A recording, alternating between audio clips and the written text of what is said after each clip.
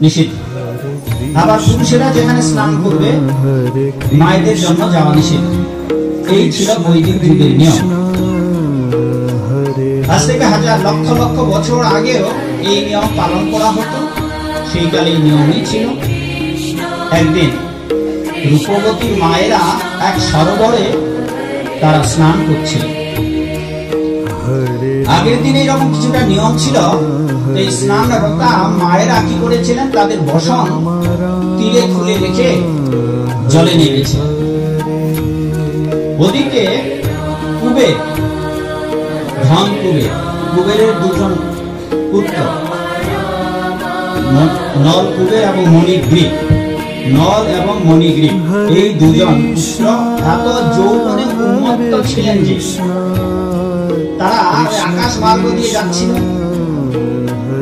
আকাশ পথে যেতে যেতে তারা দেখেন এক সরোবরে অত্যন্ত রূপবতী নারীরা ক্ষীণ বস্ত্র মানে বিবস্ত্র হয়ে স্নান করছে।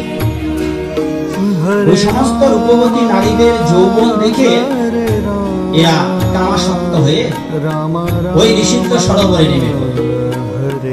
তারাও বসন ভূষণ খুলে নারীদের সঙ্গে অবৈধভাবে জলকেলি করতে লাগে।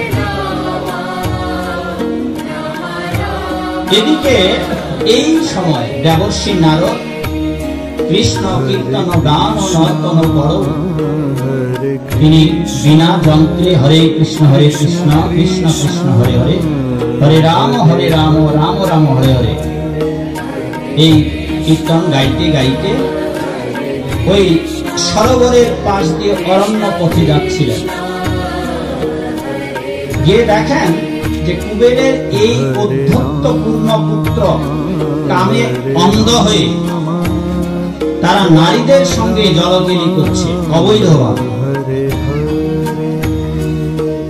ওদিকে দেবর্ষী নারদ যখন বিনা যন্ত্র বাজাতে বাজাতে হরিনাম করতে করতে ওই পথে আসছিল, তার বিনার ঝংকার শ্রবণ করে মায়েরা যারা স্নান করছিল তারা বুঝতে পারছে দেবর্ষী নারদ আসছে। তারা জল থেকে তাড়াতাড়ি উঠে তাদের বসন ভূষণ পরিধান করে নিজেদের লজ্জিত অঙ্গ ঢেকেছিলেন। কিন্তু ওদিকে এতটাই যৌবন মদে প্রমত্ত হয়ে কামে আতুর হয়ে কুবেরের ওই দুই উদ্ধত্ত পুত্র তারা জল থেকে উঠেছে। একজন ঋষি, পৃথিবীর সেরা একজন ঋষিকে দেখেও তাদের লজ্জা হয়। ফলে দেখলেন যদি এইভাবে চলে, এই অনাচার যদি চলতেই থাকে নিষিদ্ধ সরোবরে, কুবেরের মতো একজন জ্ঞানী মুনি দুজন পুত্র তারা এই উলঙ্গ হয়ে জলে নেমে নারীদের সঙ্গে জলকেলি করছে। তো নারীরা তাড়াতাড়ি উঠে বসন ভূষণ করেছেন, কিন্তু পুরুষেরা করে। ফলে দেবর্ষী নারদ কি করলেন, এই নির্লজ্জ কুবেরের দুই পুত্রকে অভিশাপ দিলেন। অভিশাপ দিলেন যে তোমরা লক্ষ লক্ষ বছর ধরে বৃক্ষজনি প্রাপ্ত হবে, গাছ হয়ে যাবে। এই অভিশাপ পেলে কুবেরের দুই পুত্র জল থেকে উঠে দেবর্ষী নারদের চরণে পতিত হন যে আপনি আপনার অভিশাপ ফিরিয়ে নিন। কিন্তু দেবর্ষী নারদের মুখ নিঃসৃত বাণী তো ব্রহ্মবাক্য। বললেন যে এটা ফিরিয়ে নেওয়া যাবে না, তোমাদের বৃক্ষজনী হয়ে জন্মাতে হবে। বললেন যে যদি আপনি আমাদের এই বাণী ফিরে না নেন তবে আপনি একটু উপকার করুন, যে কি করলে আমরা এই বৃক্ষজনী থেকে উদ্ধার লাভ করব।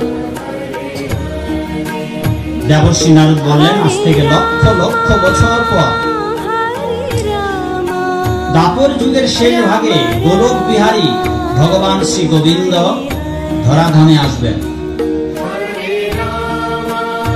সেই সময় তার স্পর্শে তোমরা উদ্ধার লাভ করবে।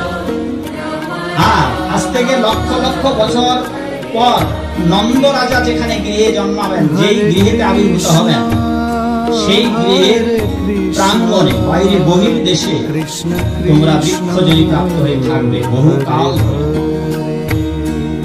ঠিক তাই হলো। দুই ভাই দুটো গাছ হয়ে জন্মালেন, যমল এবং অর্জুন দুটো বৃক্ষ হয়ে জন্মালেন। অবশেষে দাপর যুগ চলে গেল, শেষ ভাগে নন্দরাজও এলেন। আর নন্দরাজের গৃহে আলো করে গোলক বিহারী ভগবান শ্রী গোবিন্দ এলেন। সবে মাত্র তিনি দৌড়াদৌড়ি করতে পারতেন। এই দামোদর মাসে গোপালের অত্যাচার অত্যন্ত বেড়ে গিয়েছিল। গোপাল এতটাই দুরন্তপনা কাজ করেছিল যে আমরা সবাই জানি যে গোপাল ছোটবেলায় মাখন চুরি করে খেত। নিজেদের গাভী ছিল 9 লক্ষ ধেনুবৎস। এতগুলো গাভী থাকতেও, এত দুগ্ধ দধি ছানা ননি থাকতেও রাখাল বালকদের নিয়ে, বানরদের নিয়ে অন্যের বাড়িতে চুরি করতে যেত। আপনার ছেলে যদি এইভাবে প্রতিবেশীর বাড়িতে চুরি করে, আর চুরি করবার পর যদি আপনার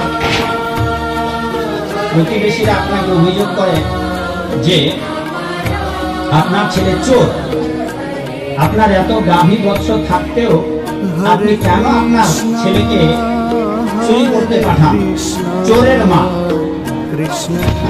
কথা বলে মা, চোরের মার গলা বড়। যশোদা মাও বলতো যে কি করার দরকার। বললেন যে আমরা এত উঁচুতে শিখা কি হচ্ছে?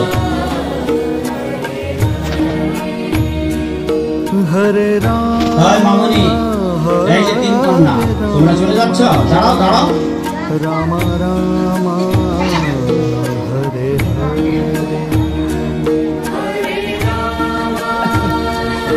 হরে।